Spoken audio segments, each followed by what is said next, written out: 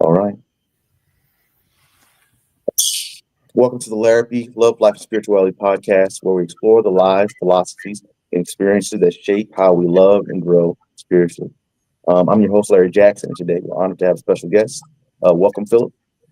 Um, we're excited to have you here and share your story. To begin, who are you? What are you doing currently, and what season are you at this point in your life? Yeah, so thanks for having me on, Larry. So at this point in my life, I've been, here in August, I'll be celebrating 22 years of marriage to my wife, Kirsten, and we have 7 wonderful children. I've been an entrepreneur and just love being out in the community and helping out in different ways. My current project is working with incredible fathers. We've started locally here in the Northwest Arkansas region. We're helping fathers who suffer from PTSD, give them some community support that way. I myself, I've recovered from PTSD, and I'm happy to share my story just a little bit. I did have a gas container blow up on me. It was a very traumatic event. It took me a while to recover from it, and it totally kind of changed my life. It helped me realize what some of these people that are going through, our soldiers that have returned from foreign wars, first responders and others, the things that they've suffered. And so I just realized there's a huge need there. And that PTSD can lead people to suicide and such. So we're try to provide that support and that love for them and help kind of pull them back in. So Incredible Fathers is part of that movement. There's also kind of a second need that we fulfill there. There's just been a huge movement towards better educational options and homeschooling. So a lot of these fathers we're finding, as they have their own personal struggles, they want their children to be better off. And so another way that we kind of help them is to kind of coach them and guide them through, their education options, how to homeschool their children, or if their spouse is already doing it, how to participate and be a good father in that education process with their children, helping them give them oftentimes opportunities that they themselves never had. So that's really what we're doing at Incredible Fathers. So we've started locally, where we're starting to branch out. We're getting ready to build a new website. It'll be called incrediblefathers.org. But we're really excited about it, and it's been a good experience so far. Wow. Is this spurred on solely by you, or are there other people involved in this process of doing this wonderful project? Yeah, so it's been pretty much me. I come from a large family, and I come from a family of 7, and so my siblings have been a part of that.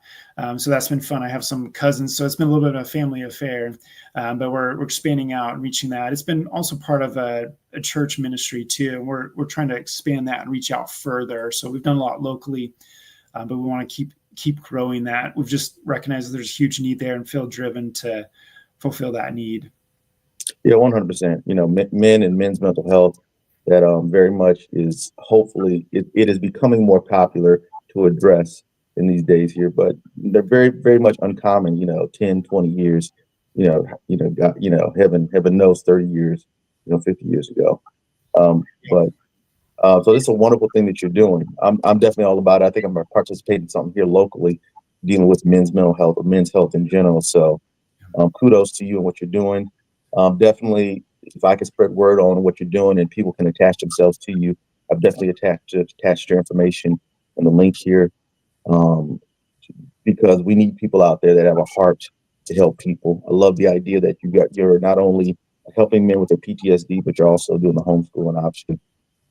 Yeah, if I could do homeschooling, I would. I got 4 of them, and if I could homeschool all of them successfully, I'm pretty sure a lot of people will be interested, especially in this era, particularly the political climate that we're in, where people are reconsidering school options and have there's a little bit of political levy that may even end up even supporting those options a little bit more in these next 4 years here. So that's one interesting thing that may take place.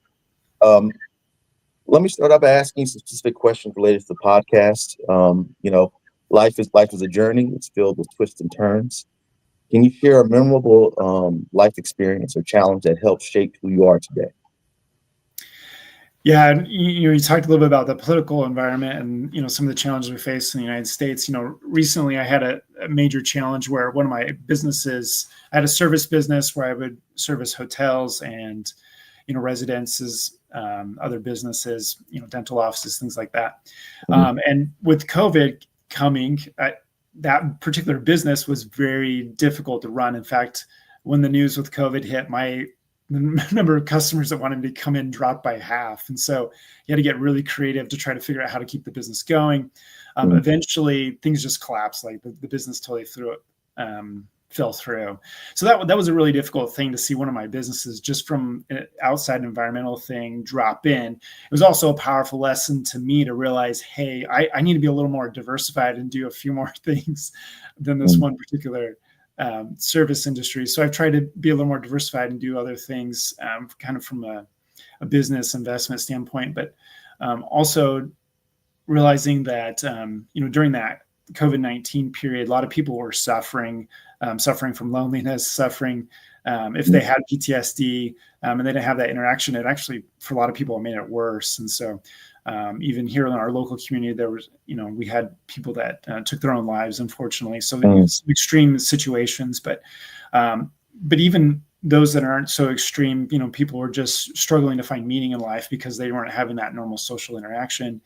And so problems that they had, which were previous to COVID-19, now became more, pronounced because of that isolation, that loneliness. And so Incredible Fathers really want to help people to understand that, having a family, having a good marriage, having good friends, good community is really important to one's mental health and personal progress in the right direction. So that's one example. Okay. When you talk about going through that, the challenges as relates to your business, how was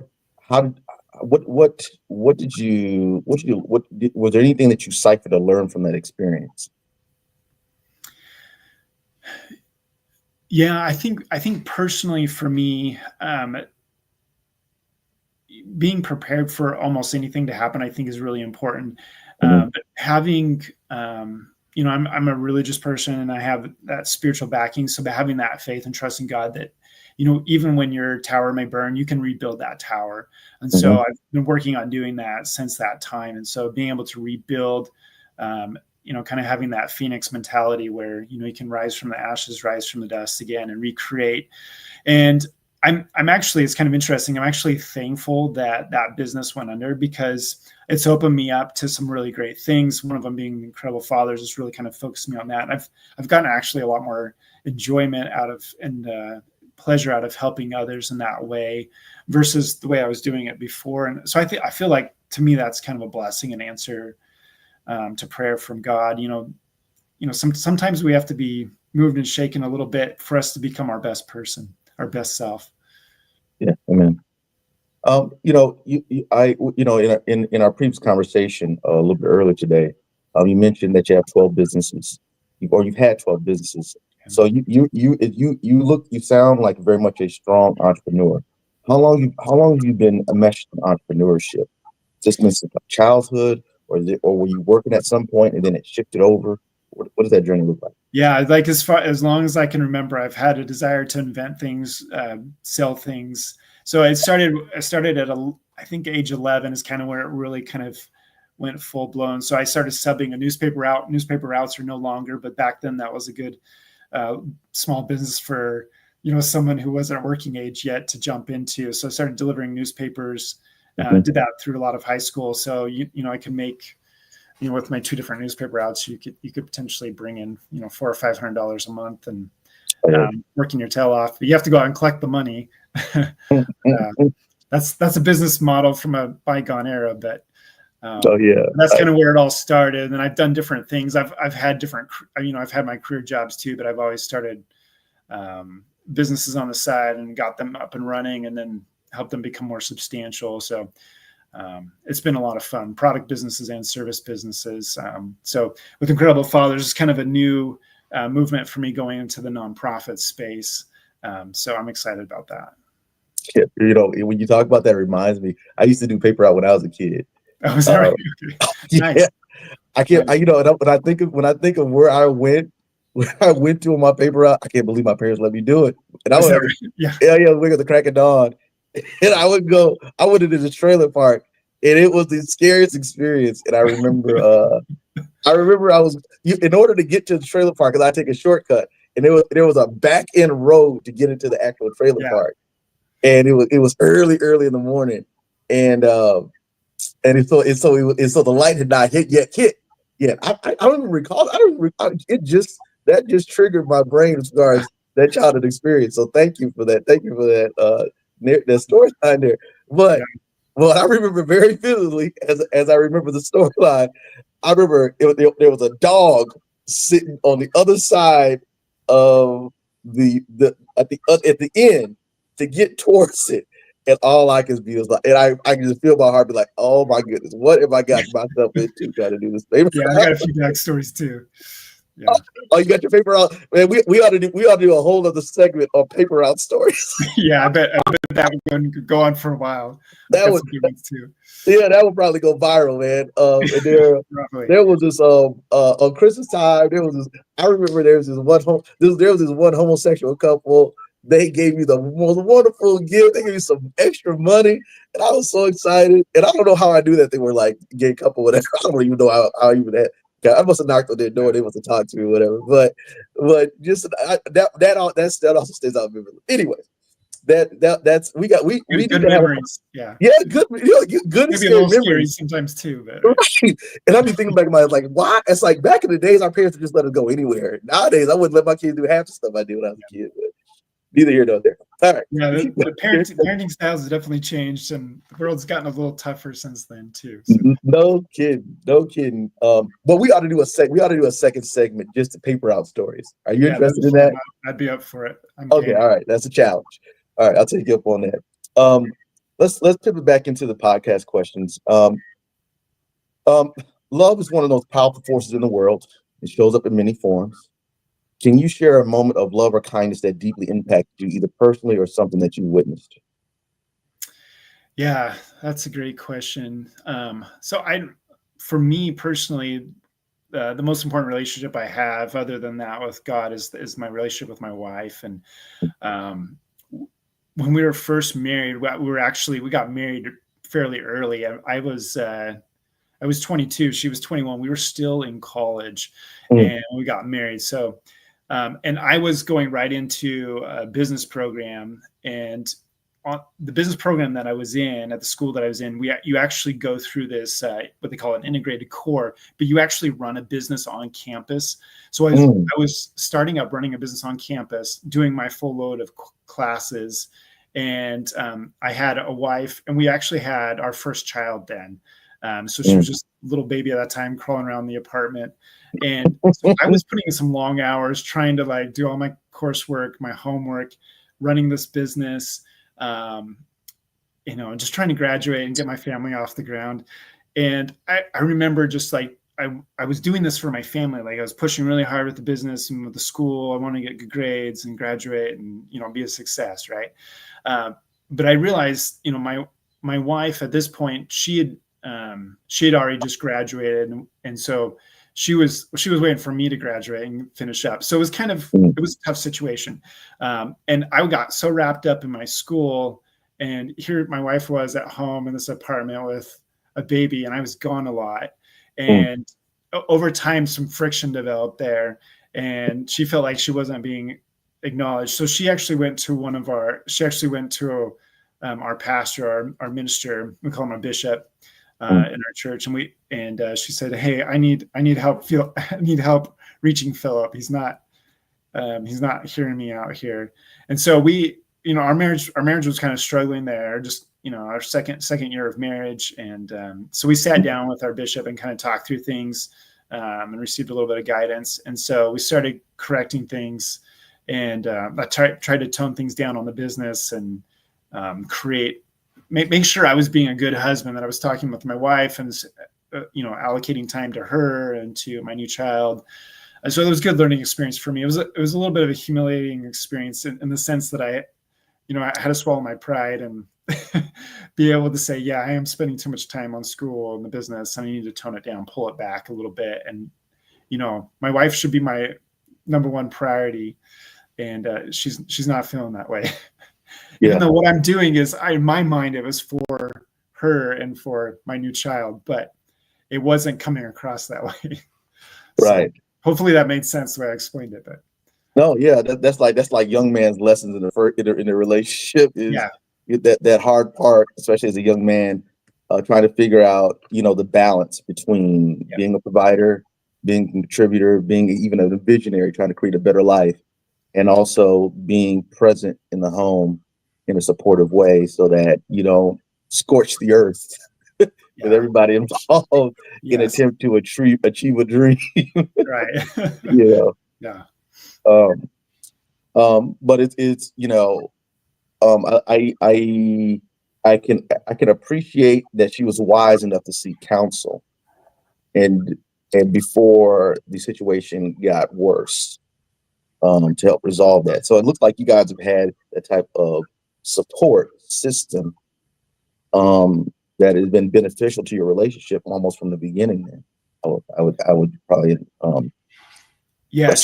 church and religion and kind of all the the doctrinal framework of Christ and following Jesus Christ has really been pivotal for us as individuals, and for our marriage too. And so we try to make sure that Christ is a part of our marriage, and that we're running our marriage in a Christ-like way.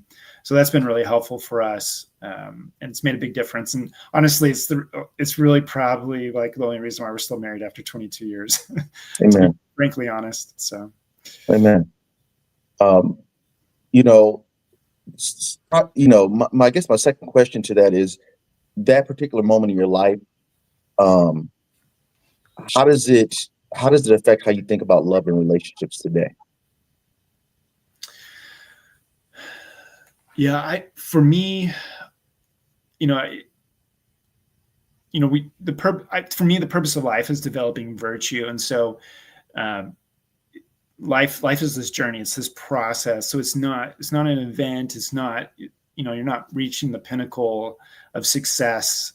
But it's this ongoing challenge of becoming and developing. And so developing those virtues of love and of patience and kindness and understanding, and just being a good conversationalist and being understanding and understanding what your wife is talking about, how she's feeling about things, and being able to minister to her and have this mutual concern between the both of you. I think that's really, it's really a long game. It's a long-term game. And I feel like a lot of people in society today look at things from a short-term vision. And so my wife and I, we have this, our purpose, and, this goes back to our religious roots, is we believe our marriage is eternal. So like, it's not going to just be this life, it'll be next life, that God will honor our marriage in the next life. And that's our perspective. So we have this long view of what our marriage can be. And so, if we have disagreements over things, or we're upset about things, it doesn't, might stir us, but it doesn't shake us from our foundation. Like we're continuing to move forward. We'll make corrections. If we need to, we'll humble ourselves.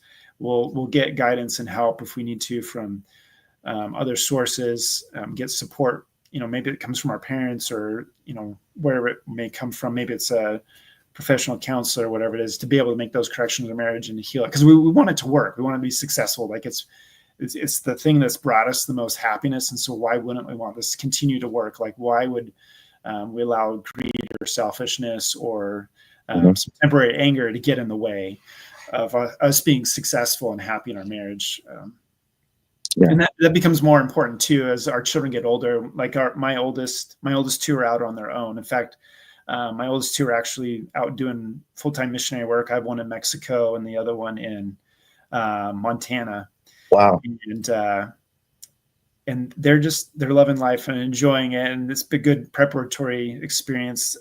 One of them's already done a year of college and jumped back into college. But, as you see your children mature and what they've developed, and you realize that they're benefiting from that good relationship that you have with your wife. Like, you don't want that to break up and be destroyed at any time. So,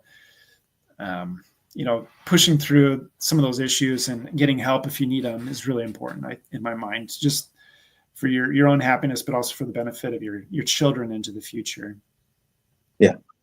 One of the things I noticed in your narrative, you and your wife are sort of like equally yoked with one another, I would argue, it seems, with regards to having the same belief system. And I think having the same belief reinforces emotions, thoughts, and behavior in a relationship. It's the epitome of mental health, is those four horsemen: belief, thoughts, emotions, and behavior. Um, with regards to mental health, what is your personal view on mental health? Do you think it's important?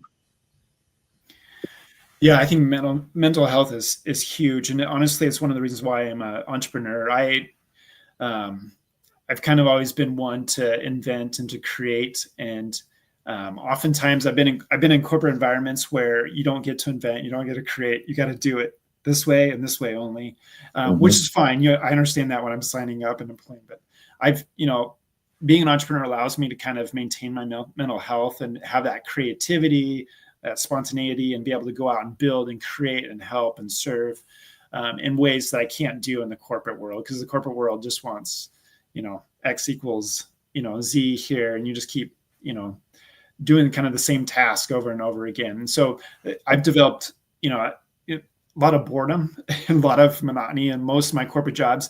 And you would think some of the job titles I've had, you think, oh, well, that should be pretty engaging, Philip. You should be enjoying that pretty well. But the reality is, like, most of the corporate jobs I have, regardless of the title or the pay grade, like, after about a year, you're starting to feel pretty comfortable in that job. And then at 2 years, you're starting to feel like, I really could teach someone else a lot about this job. And after 3 years, you start feeling like you've mastered it. And so usually it's time to kind of make that jump to another position or another level. But, even for me, like, sometimes 6 months in that one position can be too much. And so getting guidance or help with that, and being an entrepreneur, I have a daily devotional that I do where first thing I do, I get up in the morning, I read my scriptures, I pray to God, and I talk to him about my day coming up. And then I like to journal. So like I'll write at night, and I'll say, something like, how have I seen, the hand of God in my life today, or his blessings in my life, or what good things happened to me, kind of count your blessings. Cause it's easy, like, work's hard. Bad things can happen, and, you can have a really negative outlook on life when you come home from work, but to be able to journal that out, and be able to have, kind of a perspective on things, the way God would see things. It really helps maintain your mental health. And I think you have to take care of yourself, like getting enough sleep. I think too many people don't get enough sleep, eating healthy, and, getting the exercise you need. So I work out 6 days a week. Oh, I've nice. made that a priority. And I'm starting to do that now in the mornings where, I do it in the mornings. I have been doing it in the evenings, but I got a Planet Fitness membership, and I'm like their best customer. Like, I've gone 8 years now, and I haven't missed a week, or I haven't done at least 3 or 4 workouts every week. So, Yeah. but that's made a huge difference in my mental health. But I think also education-wise, we need to continue to learn, read books. All of that adds up. But that's kind of a long answer. But we're complex individuals, and we need a lot of input to maintain that mental health. I like it. That's a solid answer. In my career field, one of the things, especially as it relates to addiction in particular, I always tell individuals, your daily discipline is really your moniker of success. As it relates to even overcoming the tendency to want to be addicted to certain things across the board, is whatever your goals are in life, whatever is your vice in life, what is the daily discipline? That'll tell you a whole lot about it. So it's interesting when you talk about, how you help your own mental health through journaling, through working out every day, through reading, and, that's like the solid go-tos. Those are the go-tos in my field with regards to the things that we share with individuals. So solid. Have you ever experienced a major mental health challenge on your end? I think we talked about it. I don't think you mentioned it. You might have mentioned it in this conversation here. Experiencing PTSD as it relates to a work explosion. Yeah, so the PTSD would probably be the biggest thing that I've dealt with. I'm fortunately, I'm a pretty cheerful and upbeat guy. I haven't struggled with depression or anything like that. Mhm. Anxiety is something that does affect me. I can be a very nervous person, and so I think it's something. You know, my mom's a very nervous person, and my grandmother were very nervous people. I've actually been in corporate settings where we've had deadlines. There's things that need to be done by a certain time, and one time I had a coworker, and she was just like, "Man, you've got nerves. Like you're just you're kind of frazzled right now." I was like, "Oh, I'm sorry, I didn't even realize." But you're developing, you mature, but like that anxiety can overtake you if you're not careful about it. So you have to manage it. I've gotten better at it over the years. But the PTSD would definitely be like the biggest thing that's probably impacted me, and it's impacted me at work. It'd probably be the biggest area where I've noticed it. So I actually, on one of my jobs, they actually were like, you're not you're not you're not functioning at the level you were before. We can tell, and so they actually asked me to step down and to take another position. For the role that I was in. It was a leadership role, and I was struggling to function at the level I had before because of the PTSD. And it's really hard because you're not sure. Do I tell them my story? Like, do I tell them my experience? And it's really hard because sometimes it's embarrassing to tell. At least for me, it was embarrassing for me to tell my story. But they inevitably will ask, and you have to tell your story in some format. So you got to get good at telling your story, or you just kind of hold it all in, and people need to understand you. And so you tell your story, and then that helps with the healing process. And eventually things came back around, and they actually asked me to take that leadership role. And again, it was a different title, different position, but so that healing can take place. And I've seen it in my life where I went from, being kind of messed up to, the body healed itself, my mind healed itself, and I was able to get back to a good spot. And I'm at the point now where it's totally gone. Like it's not even an issue anymore. Like I remember it, but it's not something that really impacts me or affects me, but it did for a good chunk of time for period of years there. Now, the experience of PTSD, there was a gas explosion at work, and you were impacted by it, and that was the development of the PTSD. Is that right? Yeah. Okay. Yeah. So it actually happened here on my property. I have some acreage, and so we had was working with gasoline, and there was a source of heat that was off about 20, 35 feet, and so there was a breeze or a wind that day, and it took some of the fumes. It hit that ignition source, and so it blew up on me. And the gas tank that I was holding after the accident occurred, I went back later just kind of see the scene after I'd gotten care and everything, and I couldn't even find the gas tank. Like it was totally vaporized. Like there was a little puddle of red plastic. I couldn't find the gas cap anywhere that I was holding. It was crazy, and it shook. The explosion like shook our house, and it shook the windows on my neighbor's house across the street. It was really bad. Like I can smile about it now, but at the moment it was pretty traumatic. I was fortunate. I was very blessed because I was wearing clothing and boots and leather gloves and everything, but it just went totally up my face and burned my face really bad. So it was pretty traumatic, but how did you come back from things like that? So yeah, how did you know you had PTSD? What?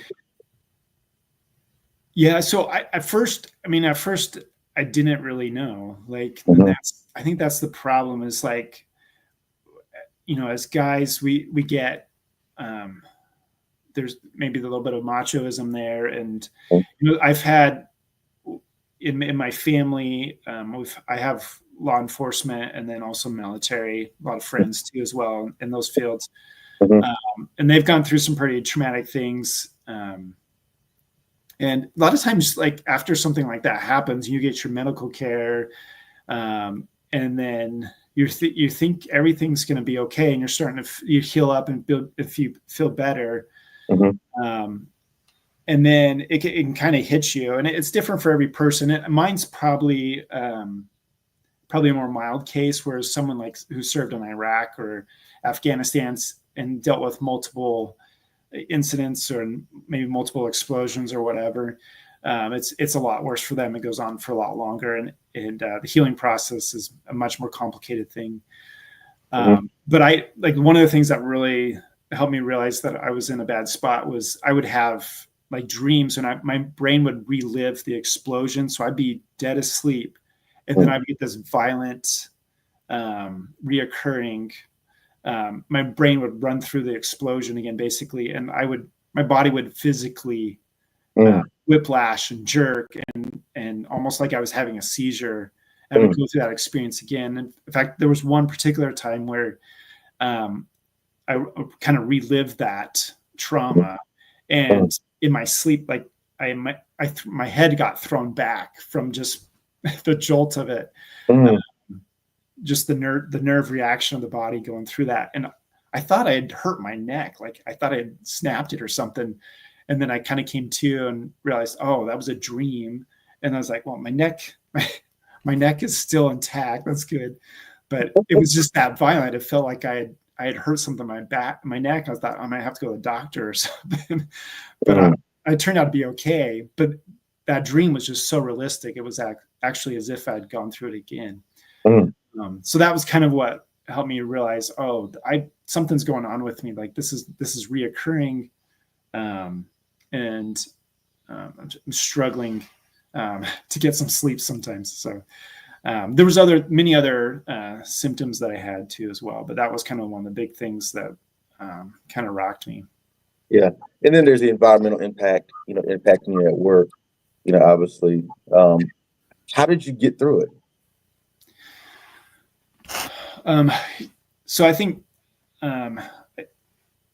medical professionals, counseling's always awesome. Community support, church support, and then my wife was awesome, and my family was awesome as well. So I actually had one particular friend.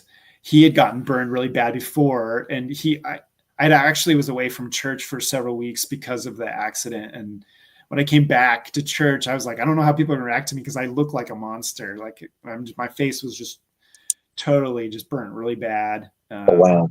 And so I did kind of, I had a little bit of recovery, so I was going to be brave enough to go back to church. And one of my friends, and I kind of got some of the comments I got at church weren't the best, but I was just like trying my best just to hold it together. But he came and grabbed me in the hallway afterwards, and he's like, "So tell me what happened?" And he's like, "Yeah, I actually had a really bad burning experience. He had a welding accident."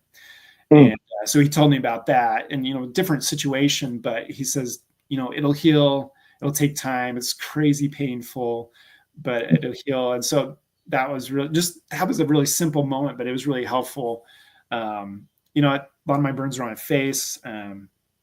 Even family members, like one of my brother-in-law is an ear, nose, and throat specialist, and so he on his own volition, he spent a lot of time with me on the phone, talking about different things impacting, and then we're discussing what the burn doctor had told me and things like that. So all those things kind of coming together, all that helped. So I think if you're recovering from something like that from a mental health perspective, I think you need a multi-pronged approach. Like you can't just read books on the topic. You can't sometimes even just going to a therapist by itself is not enough, right? Any therapist will tell you that. Like the therapist gives you steps, things to work on. If you don't do the homework right, you're not going to get the results, right? Right. And having a support group around you, having faith in God for me is a big one. Having prayer, I'm really a believer prayer brings healing. Amen. So all of those things together are really big help. And, just getting out there and educating yourself about what is affecting you and what you're experiencing, from a medical standpoint, from a mental health standpoint, Mhm. and just doing those things that will help you to heal. And eventually it pulls you around. So, Yeah. What advice would you offer someone going through a tough experience? I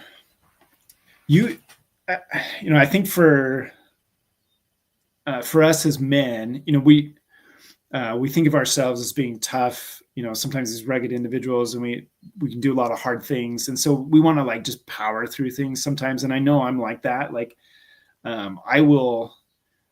like to push hard, and I like to, through willpower, you're just going to tough it out and you're going to make it through. But I think it's helpful just to stop and if you're getting these symptoms or you're having these issues, let's talk about what these issues are. If you're not able to identify them yourself, you need to seek professional help, get some Mhm. guidance. Depending on the severity of your case, um, I'm not necessarily talking about PTSD, but it could be any mental health issue. Figure out where you're at. I think it's really helpful to acknowledge that and then say, I need help. I need a plan to overcome this. It's not going away. And I need a plan to tackle it. So, I think you have to educate your mind. I think it's really helpful to find a good therapist or counselor who understands those issues that you have or specializes in those issues, and go talk to someone like that. Sometimes you need to go talk to a trusted medical doctor. It could be, having a support group or someone that you can, kind of a phone a friend, someone who understands your issue, and you can call and talk to them if you're having troubles. I think all of that together is super helpful. Yeah. Okay. Spirituality means different things to different people. How would you define spirituality for yourself? I think for me, spirituality a lot of times is connected directly to peace, and for me, it means also being connected to Christ, and living a Christ-like life. For me, that's what Yeah. spirituality is. Do you think that having a relationship with God is important? Yeah, for me, it's paramount. Like, there's nothing that's more important than that. Sometimes I do things in my life that um, maybe take me away from God, but I'm always trying to make those course corrections back to God, and make sure He's foremost in my life. So when I put Him first, I notice my life just automatically gets better. It's just the way it is, and that's just the pattern that I've noticed throughout my life. Well, just expound upon that a little bit more. Why is having a relationship with God or higher power important? Yeah, so I think, from a doctrinal standpoint, I believe that, all people here on earth are children of our Heavenly Father. So regardless of your background, regardless of your nationality, whatever else, right? We're all children of our Heavenly Father. He created us, He put us here. So that's the perspective I come with. And so if we're literally His children, which I believe that, He has this parental love for us, and He wants to guide us and help us to become the best that we can be, which is to become more like Him. He embodies those virtues. So for us to become a virtuous person, and we gain more power in our life when we live a virtuous life, and we're able to accomplish more, be happy, find joy. And so as we try to become more like God in that way, it brings us more joy and happiness. That's been my experience in life and my faith. Yeah. You've mentioned a little bit earlier your prayer life, um, church support. Can you share a personal experience or practice that brings you peace and connection? This is probably a really simple one, but just getting outside, I think we spend too much time indoors, but getting outside, enjoying nature. Mhm. Um, and, sometimes going for a walk with my wife, or sometimes going out in the woods and, just praying or pondering or thinking. All of that can be super powerful. I love, there's some great quotes by Booker T. Washington and also George Washington Carver. George Washington Carver, that was a practice that he'd have. He would go out early in the morning before going to teaching classes. And, he's great teacher, great entrepreneur, great inventor. But he would go out in nature and have this connection with God and pray. And he would look at the beauty of all the things that God created, and he would just ponder it, and he'd get these great ideas and have this close connection to God. And I really admire that. And I want to do that in my life too, just kind of like George Washington Carver did. But to me, I think that's a really important practice. We need to think more and ponder more and pray more. Amen. How does your spiritual life affect your purpose, your sense of well-being? I think you sort of touched on this throughout the course of our conversation, but just maybe expound upon that just a little bit more. I'm sorry. Tell me that question one more time. I missed that. How does your spiritual life affect your sense of purpose or sense of well-being? Yeah. So I think, if you're looking at really the core like belief in my Christianity, my faith in Christ is there's this hope of a better world. So the world that we live in now, it's a mortal world. It's a fallen world. Like it's got some, it's got thorns, and it's got disease, and it's got sickness, and it's got a lot of darkness in it. But Christ has overcome the world. So there's this perspective I have because of Christ, that he's allowing us access to God, and God's created a better world for us in the life to come that doesn't have all these things that we deal with today. But these things that we're experiencing today are for our betterment. They help us become better people. And the obstacles that God's given us in this life prove us, and they help us to develop those virtues. So for me, that's how it helps me, is when I see it that from that lens or that perspective. Yeah, good stuff. It's good talking with you. I know we're a little bit beyond our time point here, but it was, I think you're doing great things. How can people connect with you to support your work?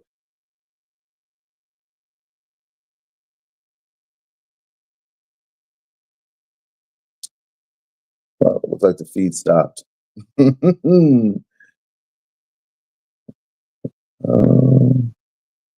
like the feed stopped.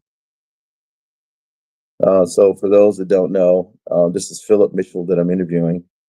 Phillip has given us a lot of solid insight on his journey with PTSD, and also a little bit about his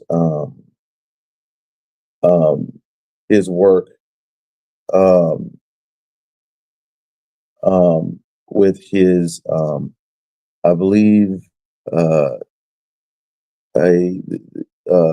with his project. I forget the name of his organization, but his information will be at the end of my podcast, in the description of my podcast, and also his contact information. He's located in Arkansas. It looks like he's doing a lot of great work. Huge fan of men's mental health in general. And hopefully you enjoyed the podcast. I think there was a lot of substance here. You guys know where to reach out to me at. You can follow me at www.larrapy.com for more information about me, and also about the podcast and some of the things that I'm doing. You guys have a great day, and God bless.